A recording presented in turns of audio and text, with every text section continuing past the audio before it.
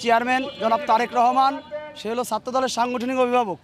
এই ফরিদপুর আসা উপলক্ষে এই ফরিদপুর 1, 2, 3, 4 আসনের যে জনগণ, আমরা যারা দীর্ঘদিন লড়াই সংগ্রাম করে এই ফ্যাসিবাদী শেখ হাসিনাকে আপনার আন্দোলনের মাধ্যমে নামিয়েছি। আপনারা জানেন ফরিদপুরেতে সর্বোচ্চ বড় আন্দোলন হয়েছিল ছাত্র আন্দোলন। সেই ছাত্র আন্দোলনের মাধ্যমে আমরা যে এই নিশিরাত সরকারকে নামানোর পরে এই যে তারেক রহমান আছে, আমাদের দীর্ঘ চাওয়া, আমাদের ছাত্র দলের সকলের মাঝে একটা ঈদের আনন্দ বইছে। আমরা চাই তারেক রহমান এই ফরিদপুরের মাটিতে আসুক। আমরা তাকে এক নজর দেখার জন্য সকলেই দূর দূরান্ত থেকে ছুটে এসেছি। তার কারণ জিয়ার বেটা হলো তারেক, আর তারেক রহমানের মুখের কথা শোনার জন্যই ফরিদপুর 4 আসনের জনগণ তাকিয়ে আছে। আমরা চাই তারেক রহমান আমাদের এই ফরিদপুরে ছাত্রদের জন্য, রাজেন্দ্র কলেজ তো আছে, একটা বিশ্ববিদ্যালয় ঘোষণা দিয়ে যাবে, এটাই আমাদের আশা।